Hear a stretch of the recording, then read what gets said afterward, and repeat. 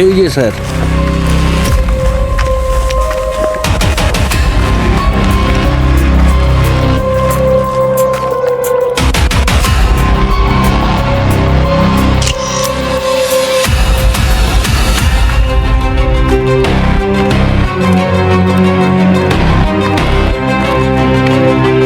ওয়ার্কারদের ডাকো, আগে বডি বের করো। অক্ষয়, অমল, এসো, বডিটা বার করো বাইরে।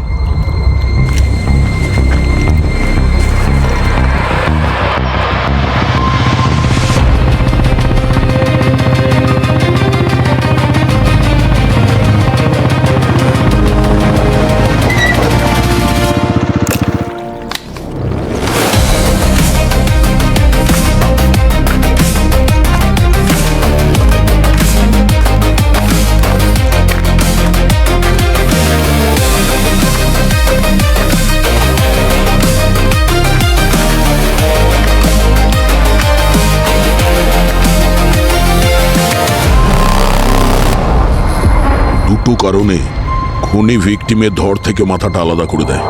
হয় ও ভীষণ রেগেছিল, না হয় ও ভীষণ ঘাবড়েছিল যে লাশটাকে কেউ যেন চিনতে না পারে আর ও ফেসে না যায়। স্যার, ওর মাথা কাটার জন্য ওর পরিচয়টা তো ও গোপন করে ফেলেছে, কিন্তু বডিটাকে তো কোনো রাস্তার ধারেও ফেলে রাখতে পারতো।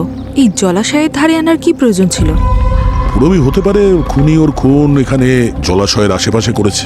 মানছি যে এই লাশটা জলে ভেসে এসেছে, কিন্তু শরীরের কোথাও কোনো ব্লোটিং এর চিহ্ন নেই। তার মানে বডি জলে বেশিক্ষণ ছিল না। স্যার, এই ড্রেসটা কিন্তু ভীষণ দামি, সিল্ক স্যাটিনের। মনে হচ্ছে কোনো পার্টিতে গিয়েছিল। পুরোই একটা ব্যাপার নোটিস করেছো?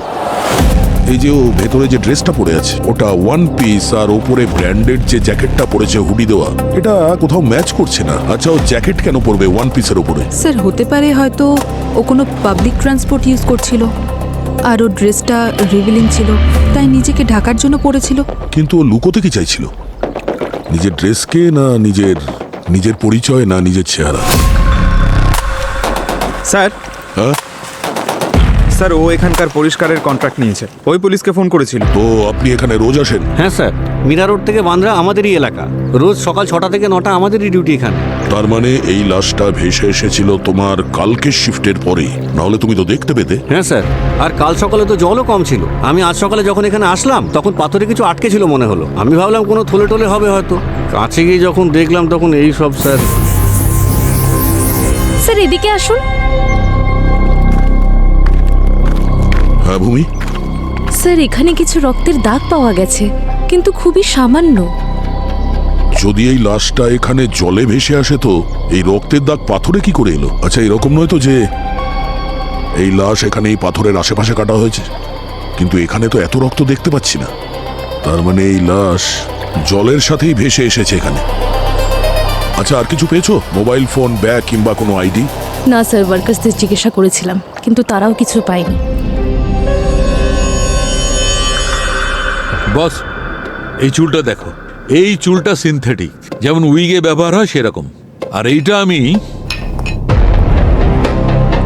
ভিকটিমের জ্যাকেট থেকে পেয়েছি। ও, তাহলে হতে পারে ভিকটিম কোনো উইক পরেছিল বা কোনো উইক পরা লোকের সঙ্গে দেখা করেছিল। হতে পারে। আরো একটা কথা বস, এই দেখো, এই নখটাও আসল নয়, নকল। ভালো করে দেখো, খুব অদ্ভুত ভাবে মুড়ে আছে, দেখতে পাচ্ছ? আর ওর নখ আর ওর আঙুলের চামড়ার মাঝখান থেকে আমি এইটা পেয়েছি। এতে পিচ আর সিমেন্ট মিশে আছে। কি বলছো, পিচ? বস, আমার মনে হয় ভিকটিম খুব জোরে এই পিচটাকে ধরেছিল, চেপে ধরেছিল। কিন্তু এই লাশটাকে তো আমরা জলাশয়ের আশেপাশে পেয়েছি, সেখানে পিচ জাতীয় কিছু ছিল না। তার মানে স্যার খুন কোনো রাস্তায় হয়েছে, তারপর ও লাশটাকে ওরা জলে ফেলে দিয়েছে। সালুকে স্যার, ডেড বডির পাশে যে রক্তের দাগ পাওয়া গেছিল তার ব্যাপারে আপনি কি বলবেন? ওর একটা ঘটনা আছে, আমি বলছি। ব্যাপারটা হচ্ছে ব্লাড ক্লটিং শুরু হয়েছিল। ইনফ্যাক্ট মেডিকেল টার্মে একে লিভার মর্টিস বলে। এতে কি হয়, ব্লাড ক্লট হতে শুরু করে, আর মানুষের যদি কেটেও যায় তবে রক্ত বেরোয় বটে, কিন্তু পড়ে না। আর ওই লিভার মর্টিসের জন্যই রক্তের ছাপ পাওয়া গেছে। তাহলে কজ অফ ডেথটা কি? জলে ডোবা নাকি গলা কেটে খুন। জলে ডুবে তো এর মৃত্যু হয়নি, কারণ এর ফুসফুসের মধ্যে আমি একটুও জল পাইনি। আর এর মৃত্যু রাত 1টা থেকে 5টার মধ্যে হয়েছে। কজ অফ ডেথটা কি সেটা এখনো জানতে বাকি আছে। আরো একটা কথা,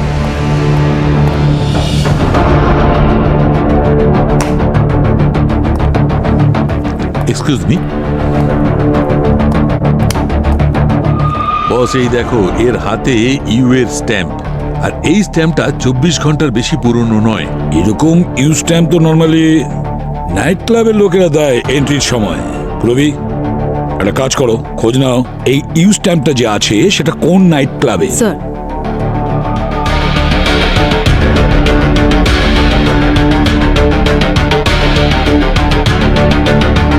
স্যার এই স্ট্যাম্পটা তো কোনো ক্লাব ইউনিভার্সের। Club universe?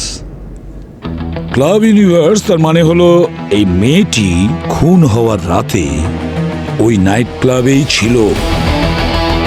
এখনই এই কেসের প্রথম সূত্র এই ক্লাব ইউনিভার্স থেকে নিশ্চয়ই পাওয়া যাবে। স্যার, আমি ক্লাব ইউনিভার্সের সোশ্যাল মিডিয়া হ্যান্ডেল চেক করেছি। সোরিয়াল হেয়ার কেয়ার নামের একটা ব্র্যান্ডের লঞ্চ ছিল কাল রাতে। বিউটি ইন্ডাস্ট্রির অনেকেই ওখানে হাজির ছিল। লঞ্চের পর ওদের পার্টি প্রায় রাত 1টা অবধি চলেছিল। ও, তার মানে ওই পার্টিতে যত লোক এসেছিল, যত গেস্ট এসেছিল, তাদের লিস্ট পাওয়া যেতে পারে। হ্যাঁ স্যার।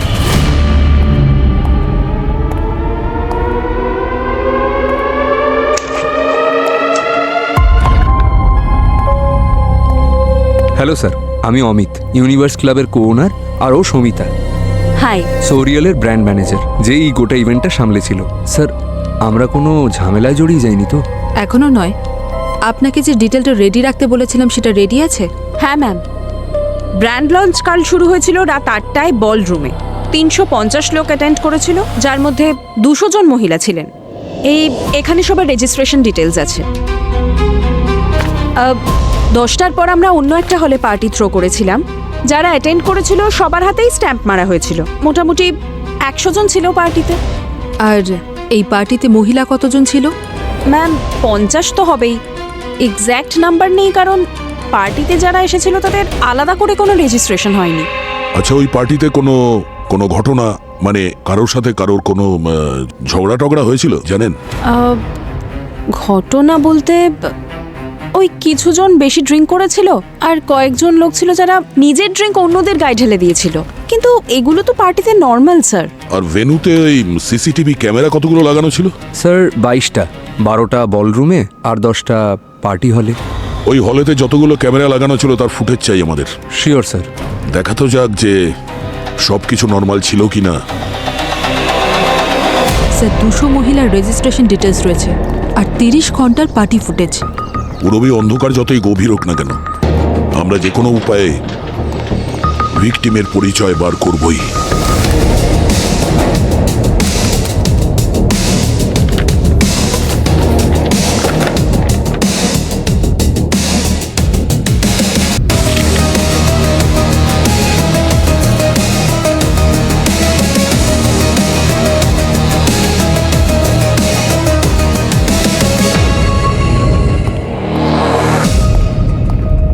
ক্লাব ইউনিভার্সের কথা অনুযায়ী 200 মেয়ের মধ্যে আনুমানিক 50 জন পার্টি অ্যাটেন্ড করেছিল। আর আমাদের কাছে ভিকটিমের এই রঙের ড্রেস তো আছেই। এবার আমাদের এটা খুঁজে বের করতে হবে যে এই রঙের ড্রেস কয়জন মেয়ে পরেছিল। মেয়েটার লাশ দেখে মনে হচ্ছে ওর হাইট 5.5 ফুট ছিল আর ওয়েট 60 থেকে 65 কিলো হবে। তাহলে এবার খুঁজে দেখো ওই সব মেয়ের প্রোফাইলে ওই লাশের প্রোফাইলের সঙ্গে ম্যাচ করছে কি না। স্যার, এরকম পোশাক পরা 12টা মেয়ের প্রোফাইল পিকচার ম্যাচ করছে। আর স্যার, এদের মধ্যে থেকে 8 জন মেয়ে পরের দিন ক্লাব ইউনিভার্সকে তাদের সোশ্যাল মিডিয়া হ্যান্ডেলে ট্যাগ করেছিল। তার মানে ওরা তো সেফ। চলো যাই।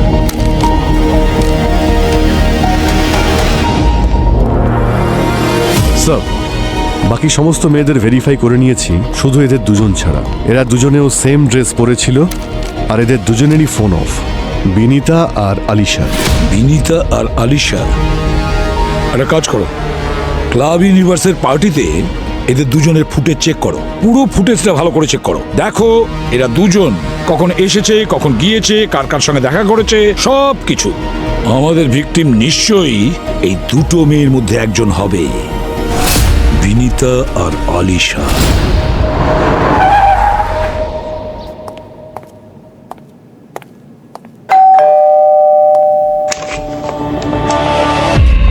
কাকে চাই? বিনীতা? হ্যাঁ, আপনারা কারা? সিআইডি। আপনারা সিআইডি থেকে এসেছেন? হ্যাঁ ম্যাডাম, এই ওর মুখটা এরকমই, নিয়ে যা রেখে। তুই জানা, ভেতরে যা, তোকে মজা দেখাচ্ছি আমি। হ্যাঁ বলুন, কি ব্যাপার? তুমি কালকে রাতে ক্লাব ইউনিভার্সে ছিলে না? কটায় বেরোলে? এই হবে 1-1:30টার সময়। আর তোমার ফোন বন্ধ ছিল কেন? ওই পার্টি অনেক রাত পর্যন্ত চলেছে তো, তাই আমার ঠিক খেয়াল নেই কখন ফোনটা অফ হয়ে গেছে, তাই মনে নেই কিছু আমার। কি ব্যাপার বলুন? Routine check. Thank you.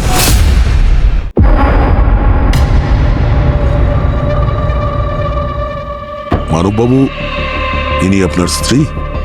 হ্যাঁ স্যার, এ আলিশা। লাস্ট নাইটের ইভেন্টেরই ভিডিও মনে হচ্ছে। শেষবার কখন কথা হয়েছিল আপনার আলিশার সঙ্গে? কাল যখন ও সোরিয়াল ইভেন্টের জন্য তৈরি হয়ে বেরোচ্ছিল তখনই। অ্যাকচুয়ালি স্যার, আমাদের স্যালনও ইনভিটেশন পেয়েছিল, আর আমাদের জন্য এটা বেশ বড় ব্যাপার। অ্যাকচুয়ালি আমি বেশ ব্যস্ত ছিলাম, সেই জন্য একাই গেল।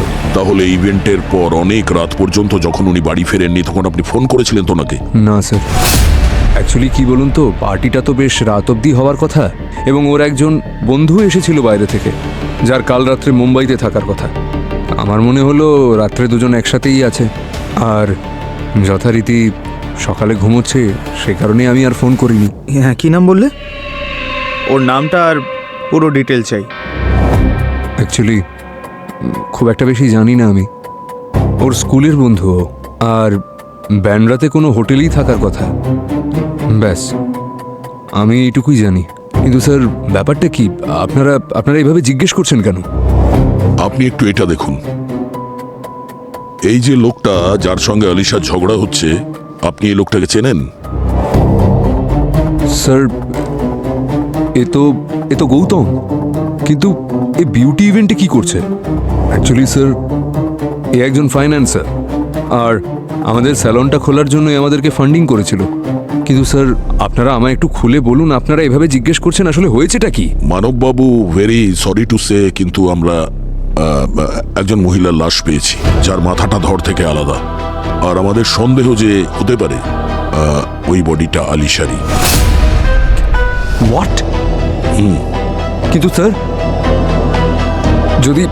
যদি লাশের মাথাটাই না থাকে, তবে আপনারা কি করে বুঝলেন যে ওটা আলিশারি লাশ? সেটাই কনফার্ম করার জন্য আমাদের আলিশার টুথব্রাশ কিংবা হেয়ার ব্রাশ, এইরকম পার্সোনাল জিনিসের প্রয়োজন হতে পারে ডিএনএ ম্যাচ করাতে।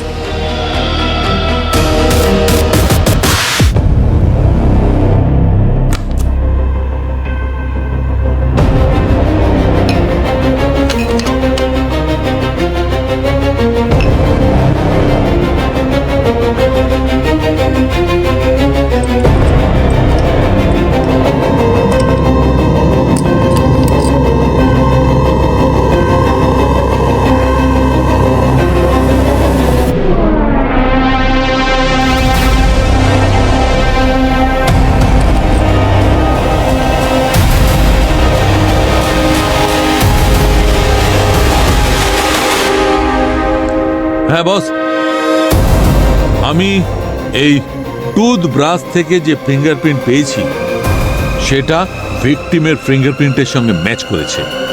তার মানে এই ডেড বডিটা আলিশারই বডি।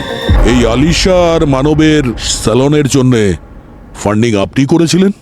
আগে হ্যাঁ, 30 লাখ টাকা। ওই 6 মাস আগে কিছু আমাদের ওই পুনা আর আহমেদাবাদে একটা ফ্র্যাঞ্চাইজি খুলতে চেয়েছিল। এখন দেখুন 1 বছর হয়ে গেল, না টাকা পয়সা ফেরত দিল, না ফ্র্যাঞ্চাইজি খুললো। তাহলে রাগ তো খুব হয়েছে আপনার? রাগ তো খুবই হয়েছিল, তবে নিজের ওপর।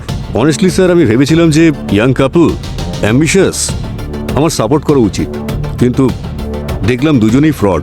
আর যখন আমার অফিস থেকে ওদের বারবার ফলো আপ করলো, তখন অবশ্যই আমাকে আলিশা ফোন করেছিল, বললো আমার সঙ্গে একা দেখা করতে চায়। কোথায়? ক্লাব ইউনিভার্সে? আগে হ্যাঁ স্যার। বলতে কি চাইছিল? স্যার ও চাইছিল যে আমি ওর নিজের ইন্ডিপেন্ডেন্ট ব্র্যান্ডে ইনভেস্ট করি। নিজের, তার মানে মানবকে ছাড়া? আগে হ্যাঁ স্যার, কিন্তু আমার মনে হচ্ছিল যে ওদের বোধহয় ডিভোর্স হতে চলেছে। অদ্ভুত একটা ফ্রাস্ট্রেটেড লাগছিল ওকে। বলছিল যে আমি মানবের দয়ায় বেঁচে নিই, যদি আমি না থাকতাম তাহলে মানব এই বিজনেস কবে লাঠে তুলে দিত। কিন্তু আপনারা এসব কথা আমাকে জিজ্ঞেস করছেন কেন? আপনি ওই ক্লাব ইউনিভার্স থেকে একা বেরিয়েছিলেন নাকি ওর সঙ্গেই? না স্যার, যখন আমি ফান্ডিং করতে রাজি হলাম না তখন ও সেখান থেকে রেগে বেরিয়ে যায়। তারপর 15 মিনিট পর যখন বেরোলাম তখন ও ট্যাক্সির জন্য ওয়েট করছিল। আমি বললাম যে আমি ওকে বাড়ি ছেড়ে দিতে পারি, কিন্তু ও রাজি হলো না। কত টাইম হয়েছিল তখন? আর আচ্ছা, ট্যাক্সির জন্য যখন ওয়েট করছিল তখন ওই জ্যাকেট মানে হুডিটা পরেছিল? হুডি না স্যার, হুডি তো ও পরেনি, কিন্তু হ্যাঁ ওর ব্যাগটা পড়ে গিয়েছিল আর ব্যাগের থেকে একটা জ্যাকেট বেরিয়ে পড়েছিল। ও তাড়াতাড়ি জ্যাকেটটা ভেতরে ঢুকিয়ে নেয় আর বলতে থাকে ট্যাক্সি বা অটোতে জ্যাকেট পরে থাকাটা অনেক সেফ। আর স্যার যদি টাইমের কথা বলেন তাহলে প্রায় 12:30 নাগাদ আমি বেরিয়ে পড়ি। কিন্তু স্যার আপনি এসব কথা আমাকে জিজ্ঞেস করছেন কেন? আবার ওই হাজব্যান্ড ওয়াইফ কিছু ফ্রড করেছে নাকি? একটা মার্ডার কেস হয়েছে। কালকে মীরা রোডে একটা খালের পাশে আমরা আলিশার বডি পেয়েছি। ও মাই গড! আর আশ্চর্যের বিষয় হলো এটাই যে ওর দেহ থেকে মাথা বিচ্ছিন্ন ছিল। হোয়াট? আসলে আলিশার সঙ্গে শেষবার আপনিই দেখা করেছিলেন, তাই যতক্ষণ না এই কেসটা সলভ হচ্ছে আপনি শহরের বাইরে যাবেন না। Okay sir.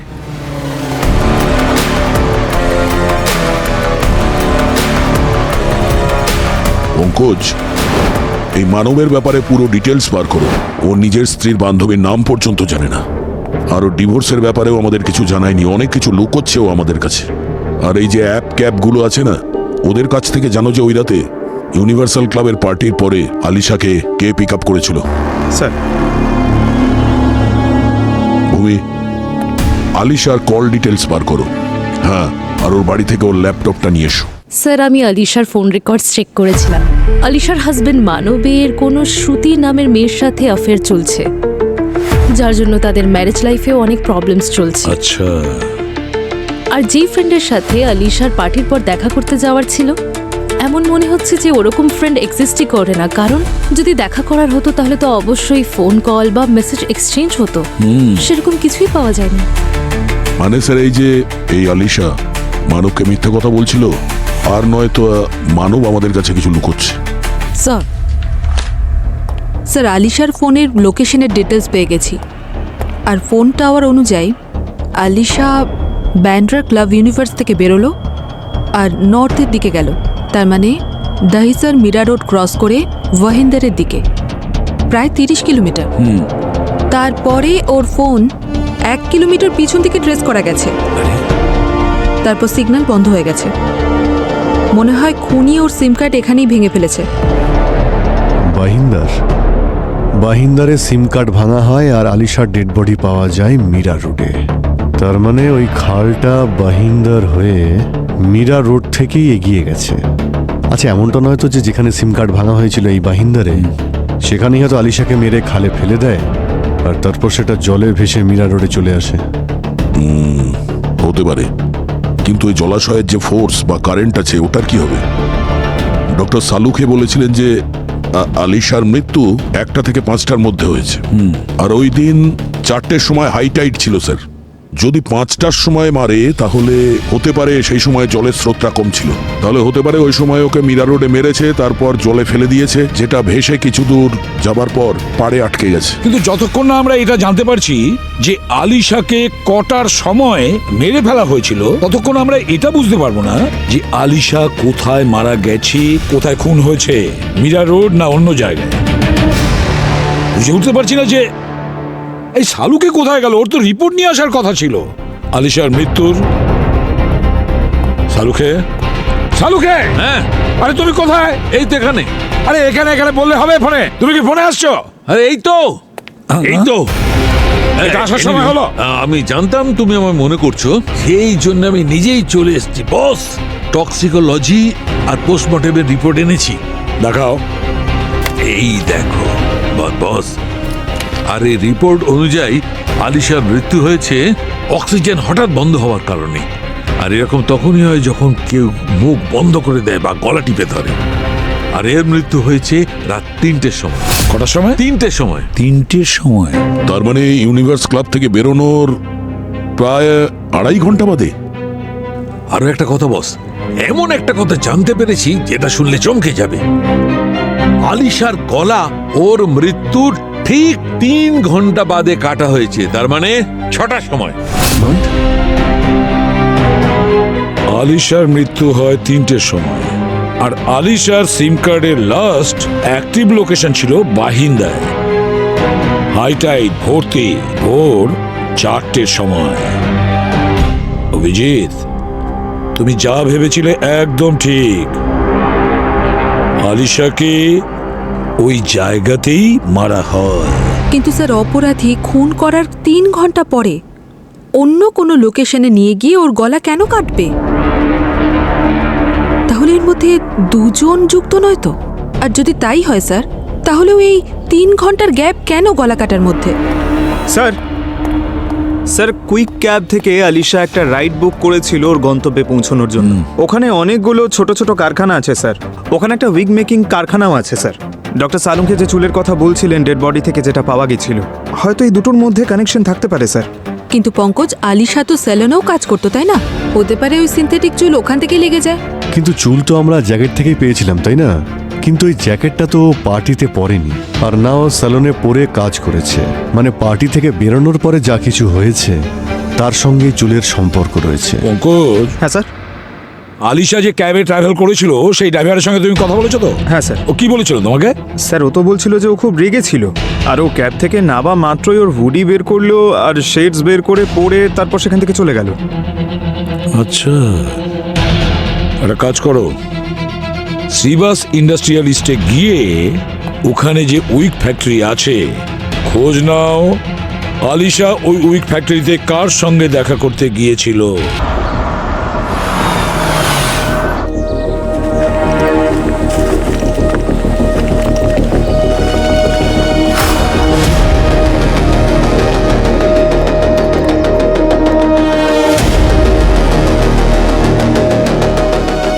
Excuse me. Yes sir.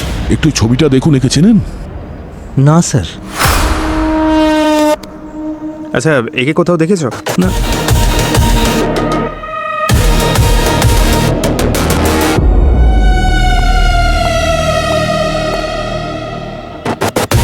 Excuse me ma'am, একটু এই ছবিটা দেখুন। এ এখানে এসেছিল প্রায় রাত 1টা-1:30টার সময় এখানে এসেছিল। না স্যার, কারখানা তো আমরা রাতের বেলা বন্ধ করে দিই, আর পরিষ্কার করা হয় কখনো কখনো। রাত্রে? হ্যাঁ। এই সিসিটিভি এটা কি চলে? না স্যার। লোক দেখানোর জন্য রেখেছেন নাকি এটা?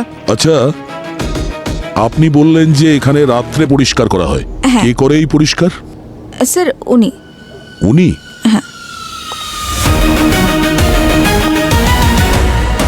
নমস্কার স্যার। একটু এই ছবিটা দেখুন, একে চেনেন আপনি?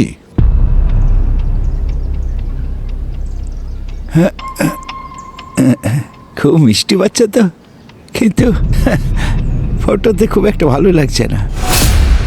আর এর তো দেখুন 2টো কানের দুল থাকার কথা, তবে একটা কোথায় গেল? কান দেবেন না স্যার, উনি একটু। ও, এই এই কানের দুল একটাই ছিল? হ্যাঁ, একটাই ছিল। আচ্ছা, শেষবার কখন দেখেছিলেন ওকে? আজ সকালে।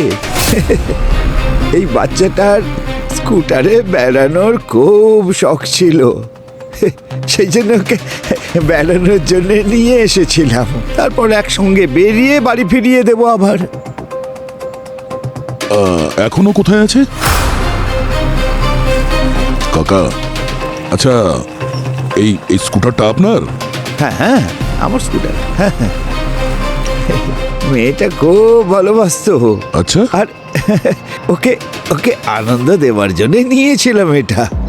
হ্যাঁ, আমার মিষ্টি পাখি, দুষ্টু পাখি, দুষ্টু মিষ্টি উড়ন্ত পাখি। আমার খুব প্রিয় ওই দুষ্টু পাখিটা।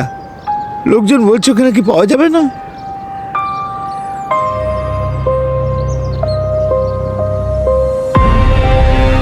দেখাবো? দেখান।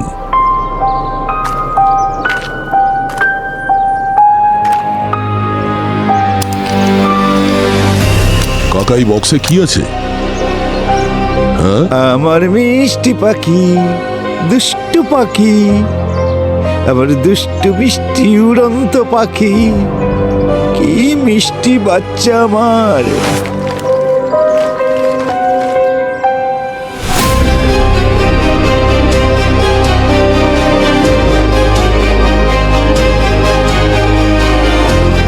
দুষ্টু পাখি, আমার অত্যন্ত প্রিয় পাখি, ডানা মেলে উড়ে চলে আমার মিষ্টি পাখি।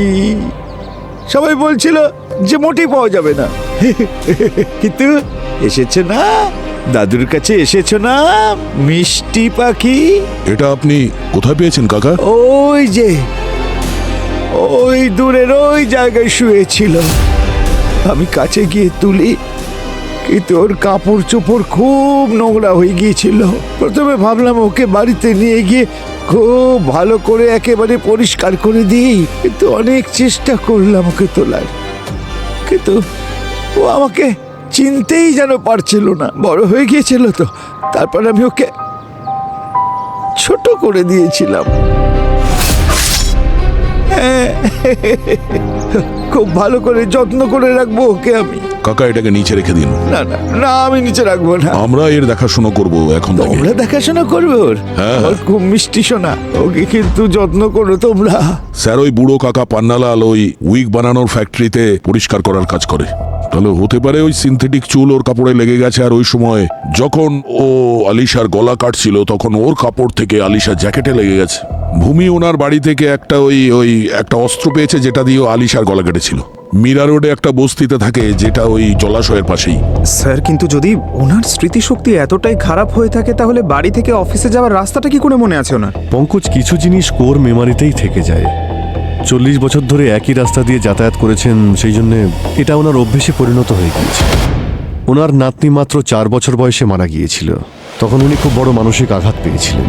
ওনার সাইকিয়াট্রিস্ট বললেন যে এখন ডিমেনশিয়ার জন্যে ওনার স্মৃতি আর ট্রমা একসঙ্গে মিলে আবছা হয়ে গেছে। উনি কি করেন না এক্স্যাক্টলি উনি জানেনই না। আর কাউকে গলা টিপে মারতে গেলে শক্তির প্রয়োজন। বুড়ো পান্নালাল এটা করতেই পারে না। একটা কথা পরিষ্কার যে এই খুন পান্নালাল করেনি। খুনি সেই যে আলিশার বডি ওই জলাশয়ে ফেলেছিল। পান্নালাল ওই বডিটা পায় জলাশয়ের কাছে, শ্রীবাস ইন্ডাস্ট্রিয়ালিস্টে নয়। মানছি যে ওর ক্যাব ড্রাইভার আমাদের বলেছে যে আলিশাকে ওই শ্রীবাস ইন্ডাস্ট্রিয়ালিস্টেই ছেড়ে দিয়ে এসেছিল। যদি আলিশা শ্রীবাস ইন্ডাস্ট্রিয়ালিস্টে গিয়ে থাকে তাহলে কেউ না কেউ তো তখন দেখেছে, কিন্তু কেউ ওকে দেখতে পায়নি। এটা কিভাবে সম্ভব? পুরবী, পঙ্কজ, শ্রীবাস ইন্ডাস্ট্রিয়ালিস্টে গিয়ে খোঁজ নাও, সিকিউরিটিদের কাছে জিজ্ঞাসাবাদ করো যে ওরা কোনো হুডি জ্যাকেট পরা অবস্থায় মহিলাকে ঢুকতে দেখেছিল। যদি আলিশা ওই উইক ফ্যাক্টরিতে না গিয়ে থাকে তাহলে অন্য কোনো কাজে নিশ্চয়ই গিয়েছিল। কারোর সঙ্গে দেখা করতে গিয়েছিল নাকি অন্য কোনো স্বার্থে?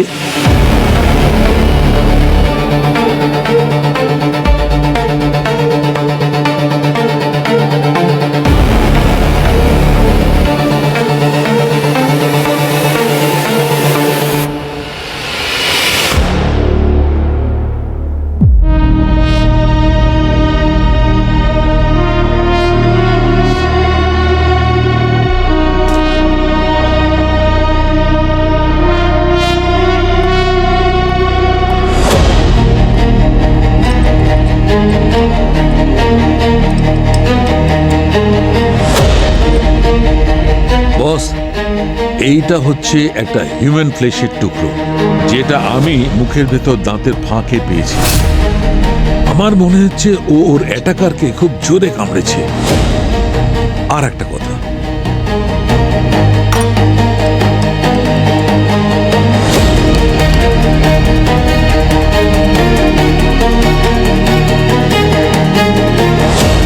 এই দেখো বস, এই চিহ্নটা এখানে, এই খুব ছোট ছোট চিহ্ন হীরের মতো, মাঝখানে ক্র্যাক, আর এই ছোট ছোট দাগগুলো ঠিক যেন আংটির চিহ্ন।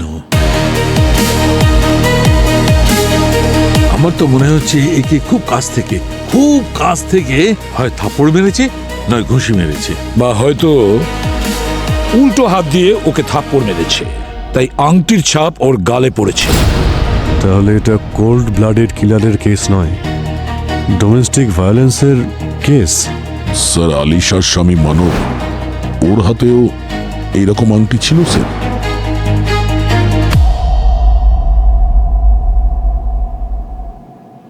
মানব? স্যার শ্রীবাস এস্টেটে সিকিউরিটি গার্ড বলল যে আলিশা হুডি পরে সেদিন সানার সঙ্গে দেখা করতে এসেছিল, আর ও সবসময় নাইট শিফট করত, কিন্তু সেদিন ওর ছুটি ছিল। আর আলিশা যখনই এই কথাটা জানতে পারলো ও ঘাবড়ে গেল। যখন ঘাবড়ে গিয়ে ওখান থেকে বেরোলো, অটো পেলো না ও, তখন ওখানকার সিকিউরিটি গার্ড ওকে অটো খুঁজে দিল। এই আলিশা সানাকে ফোন কেন করেনি?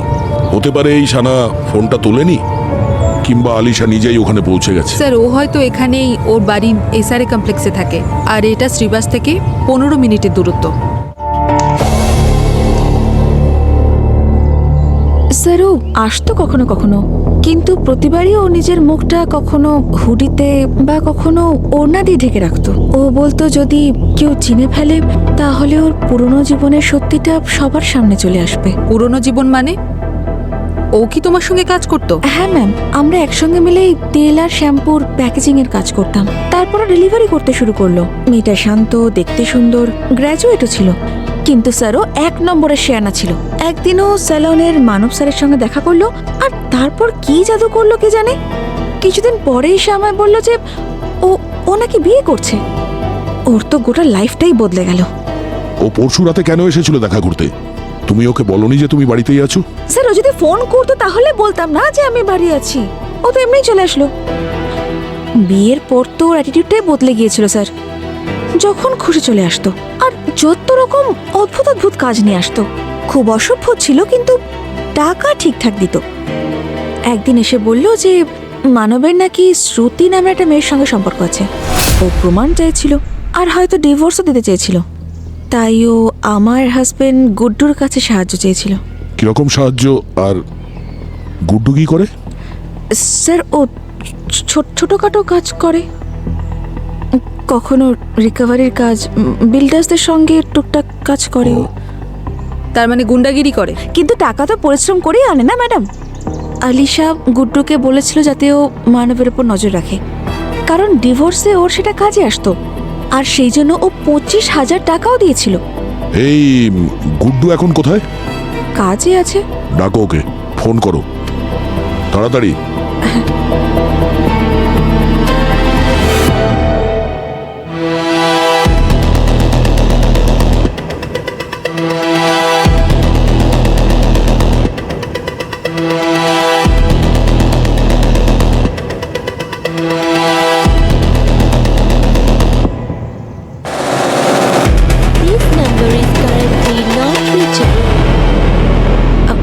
ম্যাম ফোনে পাচ্ছি না, আউট অফ নেটওয়ার্ক এরিয়া বলছে।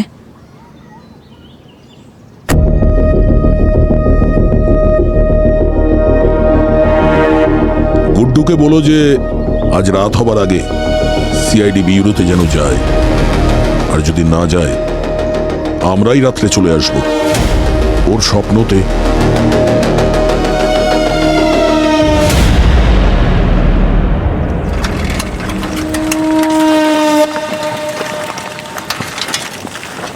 রবি, এই সানাকে দেখে ডিস্টার্ব মনে হচ্ছে। ও নার্ভাস ছিল, ওর উপর নজর রাখো। আর একটা ব্যাপার নোটিস করেছো? এই কেসের সমস্ত লিডস মানবের অ্যাফেয়ারের দিকে ইশারা করছে। চলো।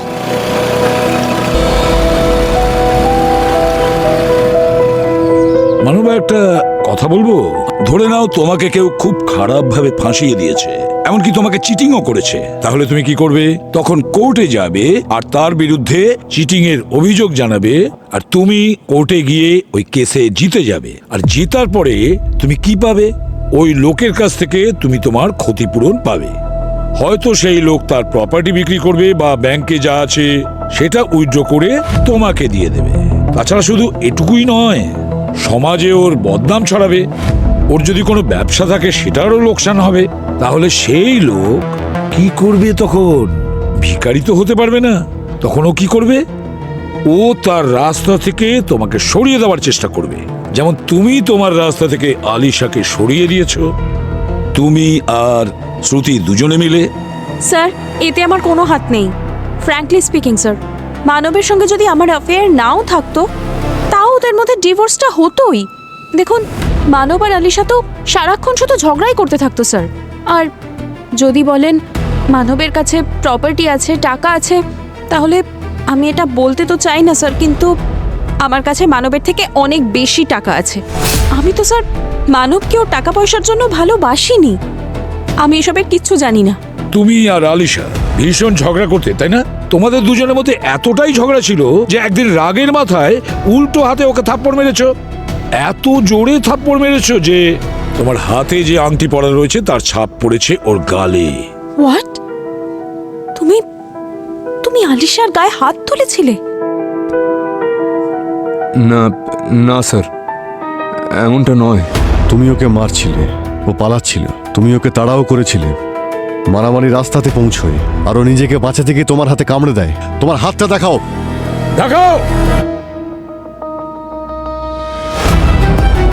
তারপর তুমি ওকে খুন করো। এমনটা নয় স্যার, আমি ওর গায়ে হাত তুলেছিলাম, কিন্তু ঝামেলাটা ওই শুরু করেছিল। আসলে ব্যাপারটা এটাই যে ওর মনে হতো আমি কোম্পানির অ্যাকাউন্ট থেকে টাকা চুরি করছি, আরও জানি না কি কি। তারপর আমাকে হুমকি দেওয়া শুরু করলো, ডিভোর্স নিয়ে, অ্যালিমনি নিয়ে। তারপর আমাকে ধাক্কা দিল, তারপর একটা চর মারলো। তারপর যখন ব্যাপারটা সীমা পার করলো, তখন আমিও হাত তুললাম। তারপর স্যার, তারপরেও নিজের ঘরে গিয়ে চুপচাপ পার্টির জন্য তৈরি হতে লাগলো। কিন্তু স্যার, এই চিহ্নটা যে আমার হাতে কখন এসছে আমি জানিও না। সব মনে পড়ে যাবে। ডিএনএ টেস্ট আসার পর বড় বড় খেলোয়াড়দের মনে করিয়ে দেয় মানব।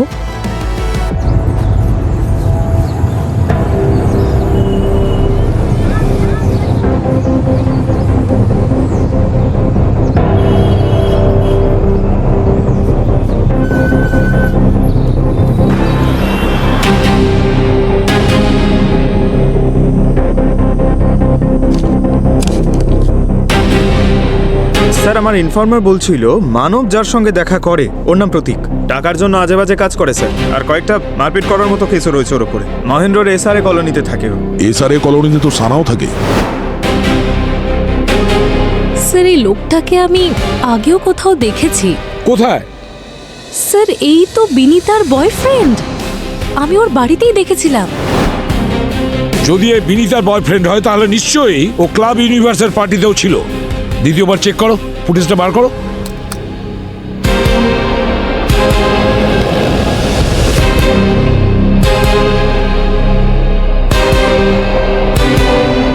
তাহলে এই প্রতীক আলিশার উপরে ড্রিঙ্ক ফেলেছিল।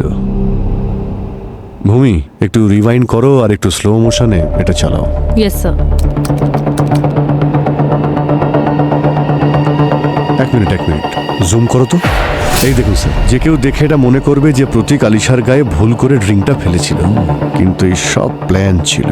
পিছন থেকে ভিডিও বানাচ্ছে। এবার যে ভিডিও বানিয়েছিল সেই সমস্ত রহস্য ভেদ করবে।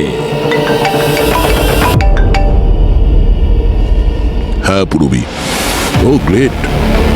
ঠিক আছে স্যার, এই ভিডিও বানানো শিল্পীকে পাওয়া গেছে। এবার টের পাবে।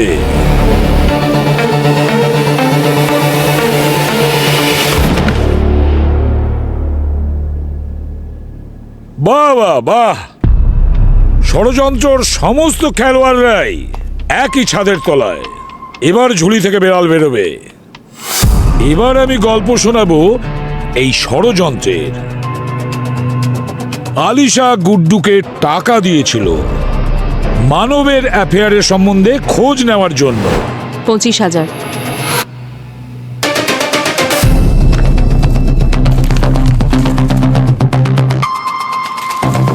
আমার হাজবেন্ড মানবের উপর তোমায় নজর রাখতে হবে। ও কোথায় যায়, কার সঙ্গে দেখা করে, কার সঙ্গে কথা বলে, প্রতিটি জিনিসের খবর চাই আমার, উইথ প্রুফ। মানব তো ওর থেকেও বেশি শেয়ানা। ও গুড্ডুকে ডবল টাকা দিয়েছিল আলিশার অ্যাফেয়ারের ব্যাপারে জানবার জন্য, কারণ ও আলিশাকে অ্যালিমনি দিতে চায়নি। তাই না মানব?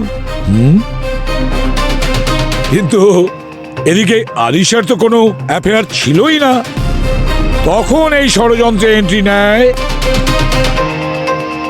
প্রতীক বাবু। প্রতীক প্রতীক যে গুড্ডুর বন্ধু ছিল। মানব প্রতীককে ইভেন্টে যাওয়ার জন্য ইনভাইটেশন পাইয়ে দেয়। প্রতীক ওখানে পৌঁছয় আর সুযোগ বুঝে আলিশাকে ধাক্কা দেয়, আর গুড্ডু ফটো তুলে নেয়। কিন্তু আলিশা ওখানে গুড্ডুকে দেখতে পেয়ে যায় আর ও সমস্ত খেলা বুঝতে পারে। আর আলিশা রেগে গিয়ে সানার সাথে দেখা করতে গেল, গুড্ডুকে ভাড়া করার জন্য নয়, বরং এটা জিজ্ঞাসা করার জন্য যে তুমি ওকে ঠকালে কেন। আলিশা তোমার সঙ্গে কথা বলতে এসেছিল না গুড্ডু? হ্যাঁ, প্রাণে কেন মেরে দিলে ওকে? স্যার এসব ভুল স্যার, আপনারা আমাকে হাসাচ্ছেন স্যার।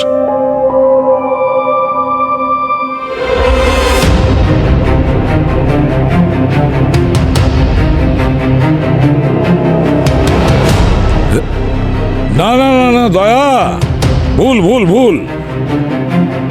আলিশাকে গুড্ডু মারেনি, আলিশাকে মেরেছে এই সানা। আলিশা সানাকে গুড্ডুর ব্যাপারে অনেক কিছু গোপন কথা বলেছিল, সেটা সানা সহ্য করতে পারেনি, তাই ও গলা টিপে মেরেছে আলিশাকে। আর সানা যখন আলিশাকে গলা টিপে মেরেছে, গুড্ডু কেন সেটা দেখে চুপ করে থাকবে? ও তখন আলিশার বডিটাকে জলাশয়ে ফেলে দিয়েছে, আর আলিশার বডিটাকে লুকিয়ে রাখার ব্যবস্থা করে এই গুড্ডু। আর খুন সানা তুমি করেছো, আলিশাকে তুমি মেরে ফেলেছো। শাস্তি তোমার হবে, কঠোর থেকে কঠোরতম ফাঁসি হবে তোমার। নিয়ে যাও একে, যাও নিয়ে যাও একে, যাও নিয়ে যাও সানাকে। চলো এখান থেকে। স্যার ও কিচ্ছু করেনি, যা কিছু করার স্যার সব আমি করেছি। আমি মেরেছি আলিশাকে। আমি জানতাম যে আলিশা আমাকে ছবি তোলার সময় দেখে নিয়েছে, আর ও আমাকে খুঁজতে খুঁজতে বাড়ি অবধি চলে এলো। স্যার ও ভীষণভাবে রেগেছিল, বাড়ি গিয়ে সানাকে হুমকি দিয়েছিল। আমি তোমাদের শেষ করে দেব, আমি সব জানি। তোমরা আমাকে ডাবল ক্রস করছো না? না আলিশা, তুমি মিথ্যে বলো না, সব জানি আমি। আমি তোমাদের দুজনকে জব দেব বলেছিলাম না? এবার আমিও দেখছি তোমরা জব পাও কি করে। বাট আলিশা, তোমাদের শেষ করে দেব আমি। কথা শোনো, You just Alisha, wait and আমার watch. কথাটা শোনো আলিশা, প্লিজ আলিশা। আমি আলিশার পিছু নিয়েছিলাম। আলিশা অটো খুঁজতে খুঁজতে গিয়েছিল আর আমি বাইকে ছিলাম স্যার। আলিশা আমার কথা শোনো, দূরে থাকো আমার থেকে। এখানে অটো পাবে না, আমি তোমাকে ছেড়ে দিচ্ছি। Get lost! তুমি দাঁড়াও, আমরা কথা বলে সর্ট আউট করছি তো। আলিশা কি প্রবলেম বলছি তো, ভুল হয়ে গেছে, আমি মানবের সঙ্গে কথা বলছি। 1 মিনিট, আমি ফোন করছি ওকে। আলিশা আলিশা আলিশা। আর আমি যখন ফোনটা তুলতে গেলাম না স্যার, ও আমাকে মারলো। আর রাগের মাথায় আমারও হাত উঠে যায়, কিন্তু স্যার আমি ওকে মারতে চাইনি, শুধু ওকে শান্ত করাতে চেয়েছিলাম। বাঁচাও আলিশা, লোকজন এসে পড়বে, চুপ করো প্লিজ, চুপ করো, চুপ। জানতেই পারিনি স্যার কখন ওর গলাটা এত জোরে চেপে ধরেছিলাম। আস্তে আস্তে ওর দম বন্ধ হওয়া শুরু হয়। আর স্যার যখন আমি অনুভব করলাম যে আমি কি করে ফেলেছি, আমি খুব ভয় পেয়ে গেলাম স্যার। আর ওখানে কি ওকে দেখে ফেলার আগে ওর বডিটার একটা ব্যবস্থা করতে হতো। আমার মনে পড়লো স্যার যে কাছে একটা লেক আছে, আমি ওর বডিটা ওখানে নিয়ে যাই আর ওই লেকেই ফেলে দিই। স্যার স্যার বাড়ি এসে আমি সানাকে বললাম যে এবার আলিশা আমাদের আর কখনো বিরক্ত করতে পারবে না। আর পরের দিন স্যার আমি নিউজে দেখলাম যে একটা মেয়ের মৃতদেহ পাওয়া গেছে, যার গলা কাটা ছিল। আমি বুঝে যাই যে ওটা আলিশাই, কিন্তু ওর মাথাটা কোথায় গেল? স্যার আমি সত্যি ওকে মারতে চাইনি, আমি ভুল করে ফেলেছি, প্লিজ আমাকে ক্ষমা করে দিন স্যার।